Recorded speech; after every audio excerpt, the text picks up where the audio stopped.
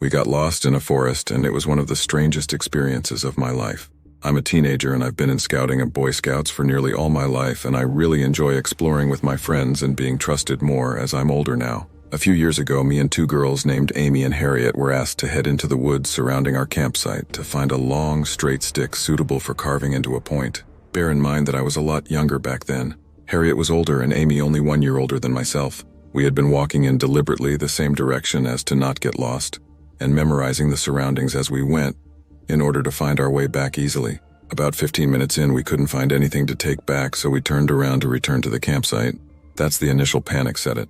The trees had almost unnaturally knitted themselves together in such a way that it seemed our path was non-existent in the first place, like it had just vanished.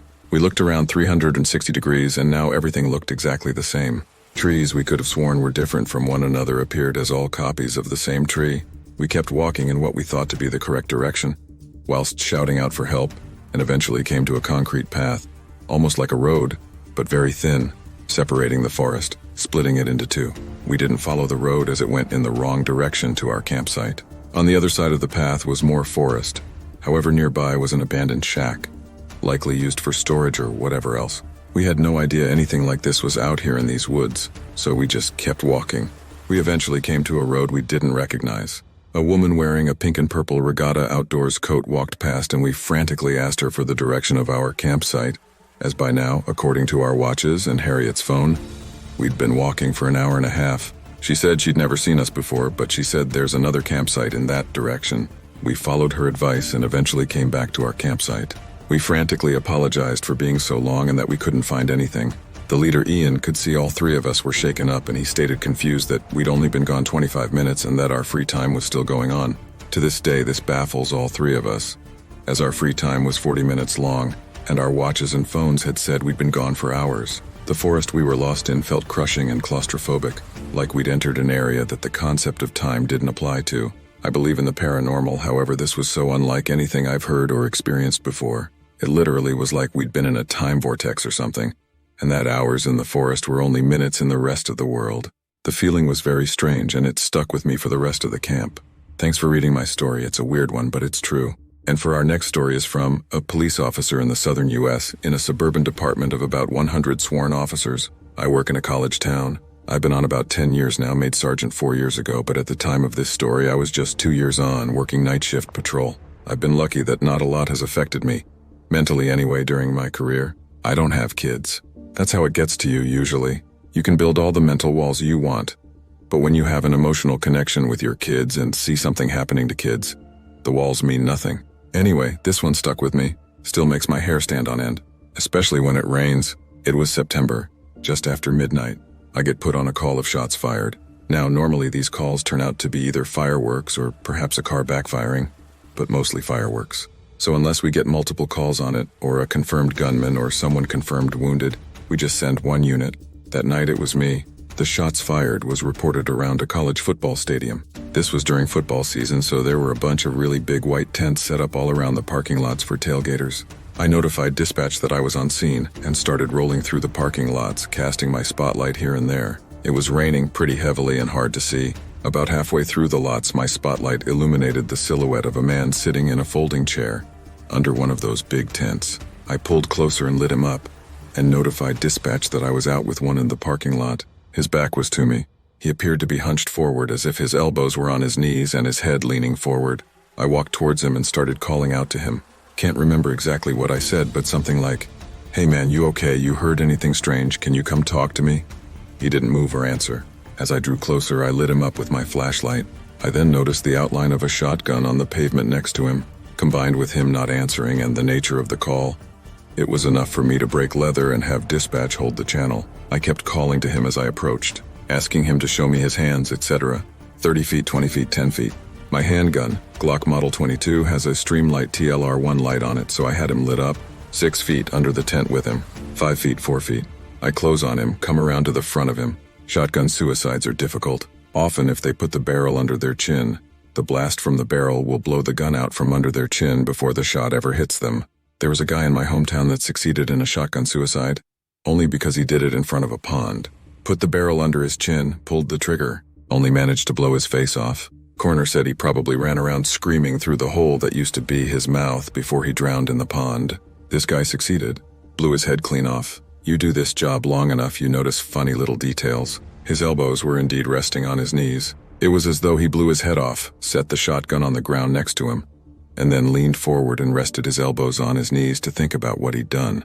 About that time, I noticed that even though I was under the tent with him, it felt like it was still raining. And then I looked up, and for our last chapter, this is probably the creepiest, most unexplainable thing that has ever happened to me. I used to work overnight as a security guard at the local port.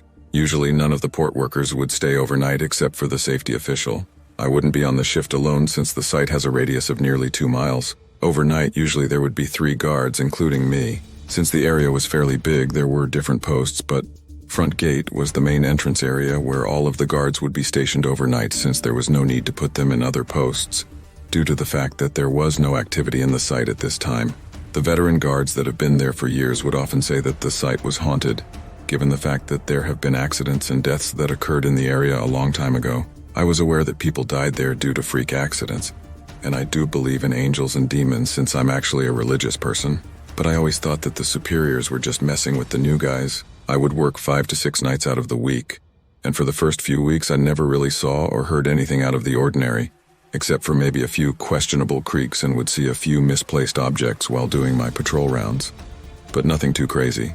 Just to describe the setting to you, this is a fairly big site, and on occasions when there were big projects being constructed at the port, the workers would sometimes stay overnight, due to the fact that there were times where port workers were required to stay at the port for a few days. There's a gym in the site for their convenience. This gym is fairly old. In the gym there's a sauna, weights, and even a racquetball court. If you don't know what a racquetball court is, it's similar to an indoor tennis court with thin plastered walls and thick glass doors. Usually on our patrol rounds, me and one of the other guards, Mike, would stop by the gym and play a few rounds of racquetball before returning back to the front gate. On one of those nights, me and Mike decided to hit a full workout instead of playing racquetball in the cage. This is around 2:30 a.m. and the entire building is so quiet that you can hear the electricity running through the lights. The air conditioner is off, and so is everything else. The only thing that's running are the lights. 15 to 20 minutes into the workout, we hear a loud thump. We crossed it off as nothing and continued working out. Then, after a few more minutes, we heard the loud thump once more. At first, we thought it was our lieutenant, which could have been walking around, but then we radioed him and he gave us his location, which was front gate. We tried thinking logically on what could be making those thumps on the wall. They were coming from the court on the other side. We thought it was the air conditioner, but then we remembered that it was off, and even when it's switched on during the day, there's no reports of thumps coming from the air conditioner. After a few more minutes, the thumps started occurring one right after another. We were very creeped out at this point, but what we were about to witness still scares the absolute shit out of me till this day. We started to approach the other side of the gym to where the glass door was. We turned on the flashlight and aimed it towards the clear glass door, and I got chills all over my body, and I started tearing so much out of fear that I was about to cry. We saw one of the balls rolling slowly by itself inside the court, but there was no one in there. So that means the loud thumps were the balls mysteriously being tossed against the wall as if something was playing inside the cage. We were both so confused and frightened to how this was really happening. We couldn't make sense of any of it. We were scared shitless and we started yelling and running away because we knew that there was probably something evil toying with us right there. As we sprinted full speed back to the front gate, the lieutenant saw us and asked why we were tearing and running in a ridiculous manner. We told him what we witnessed, and his facial expression scared us even more.